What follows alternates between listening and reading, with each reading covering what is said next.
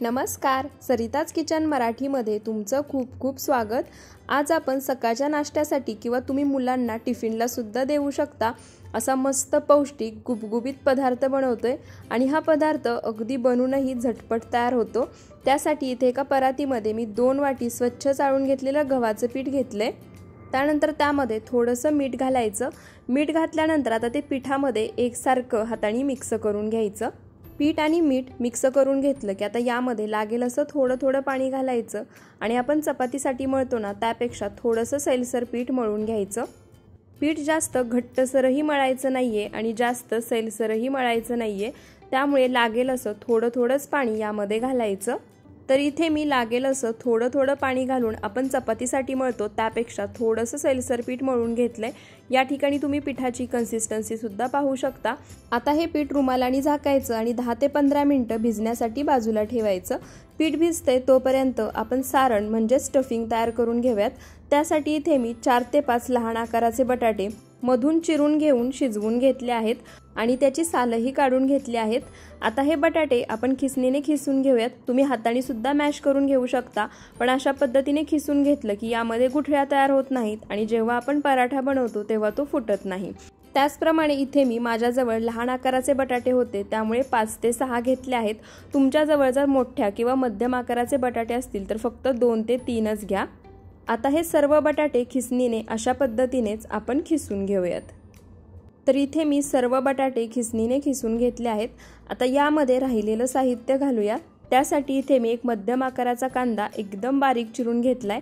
तो कांदा यामध्ये घालायचा। तुम्हाला जर आवडत नसेल नाही घातलात तरी चालेल, पण एकदा हा पराठा माझ्या पद्धतीने आणि मी जे साहित्य सांगतेय ते सर्व साहित्य घालून एकदा नक्की बनवून पहा। हा आलू पराठा तुम्हालाच नाही तर तुमच्या घरातील लहान मुलांना सुद्धा खूप आवडेल। त्यानंतर यामध्ये 1 चमचा बडीशेप, अर्धा चमचा हळद आणि 1 चमचा लाल मिरची पावडर घालायची। त्यानंतर 1 चमचा धणे पावडर आणि 1 मोठा चमचा आमचूर पावडर सुद्धा घातली आहे। आमचूर पावडर घातल्यामुळे हा पराठा छान चटपटीत लागतो आणि चवीला सुद्धा खूप मस्त लागतो। त्यानंतर चवीनुसार मीठ घालायचं आणि आता हे सर्व साहित्य खिसून घेतलेल्या बटाट्यामध्ये हातानेच एकसारखं मिक्स करून घ्यायचं। चमच्याने मिक्स करायचं नाही, हातानेच मिक्स करून घ्यायचं, म्हणजे सर्व साहित्य आणि मसाले बटाट्यामध्ये छान एकसारखे मिक्स होतील। तर इथे तुम्ही बघू शकता सर्व साहित्य मसाले मी बटाट्यामध्ये हातानेच एकसारखे मिक्स करून घेतले आहेत आणि इथे आपलं स्टफिंग म्हणजे सारण तयार आहे। या स्टेपला मीठ चेक करू शकता, जर मीठ कमी असेल तर थोड्याफार प्रमाणात वाढवून पुन्हा मिक्स करून घेऊ शकता। आता आपण याचे पराठे बनवून घेऊयात। त्यासाठी मळून घेतलेल्या पिठातला एक गोळा काढून घ्यायचा आणि व्हिडिओत दाखवते त्याप्रमाणे हाताला कोरडं पीठ लावून गोळा पसरवून घ्यायचा आणि त्याची वाटी तयार करून घ्यायची। अशा पद्धतीने जर तुम्ही सारण भरून पराठा लाटून घेतला तर तुमचा पराठा नक्कीच फुटणार नाही आणि सारणही पराठ्यामध्ये अगदी काठोकाठ पसरेल।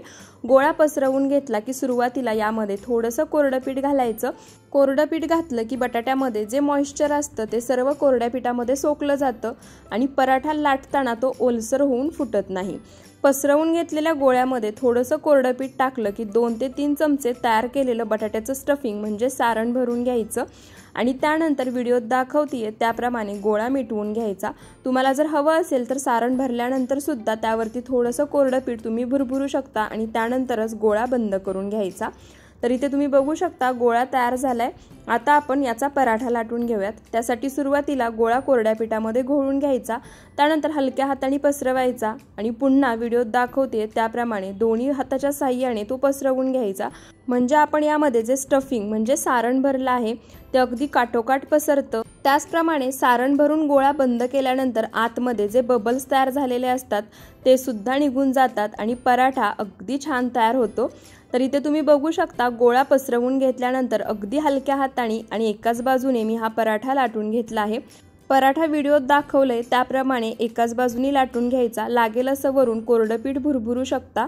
त्याचप्रमाणे पराठा लाटून घेताना मध्यम जाडसर लाटायचा, जास्त पातळही लाटू शकता, पण जर मुलांना टिफिनला द्यायचा असेल तर थोडासा मध्यम जाडसर ठेवूनच लाटून घ्यायचा। तर इथे तुम्ही बघू शकता मध्यम जाडसर ठेवून मी पराठा लाटून घेतलाय। पराठा दोन्ही बाजूनी पाहू शकता अजिबात फुटलेला नाहीये। त्याचप्रमाणे सारणही अगदी काठोकाठ पसरले। आता आपण लाटून घेतलेला पराठा भाजून घेऊयात। त्यासाठी गॅसवर तवा गरम करायला ठेवलाय। तवा गरम झाला की आता त्यावरती तूप सोडायचं। तुम्ही तेल किंवा बटर लावून सुद्धा पराठा भाजू शकता। तरी ते पराठा भाजून घेताना आणखी एक टिप लक्षात ठेवा, पराठा लाटताना जी बाजू पोळपाटावरती होती तीच बाजू तव्यावरती घालायची। तरी ते लाटून घेतलेला पराठा मी तव्यावरती घातला आहे। खालच्या बाजूनी पराठा हलकासा भाजून घ्यायचा, त्यानंतर पलटी करायचा। पराठा पलटी केला की लगेच याला तूप, तेल किंवा बटर लावायचं नाही। थोडासा पराठा दुसऱ्या बाजूने सुद्धा भाजून घ्यायचा। जर पराठा भाजताना तुम्ही त्याला लगेच तेल लावलं तर पराठा तुम्हाला लगेच भाजलेला दिसेल आणि थंड झाल्यानंतर तो कुठेतरी कच्चा असतो। त्यामुळे दोन्ही बाजूनी पराठा सुरुवातीला हलकासा भाजून घ्यायचा आणि त्यानंतरच याला तूप, तेल किंवा बटर तुम्ही जे काही लावणार असाल ते लावून घ्यायचं। तरी ते दोन्ही बाजूनी हा पराठा मी छान हलकासा असा भाजून घेतला आहे। त्यानंतर आता याला दोन्ही बाजूनी मी तूप लावून घेणार आहे। तुम्हाला जसं मी आधी सांगितलं, तुम्ही या ठिकाणी जर तूप लावायचं नसेल तर तेल लावून किंवा बटर लावून सुद्धा हा पराठा भाजून घेऊ शकता। तर इथे दोन्ही बाजूनी मी पराठ्याला तूप लावून घेतला आहे। आता अलटी पलटी करत हाय फ्लेमवरती हा पराठा छान खरपूस होईपर्यंत भाजून घेऊयात। तर इथे पराठा दोन्ही बाजूनी छान खरपूस होईपर्यंत मी भाजून घेतला आहे।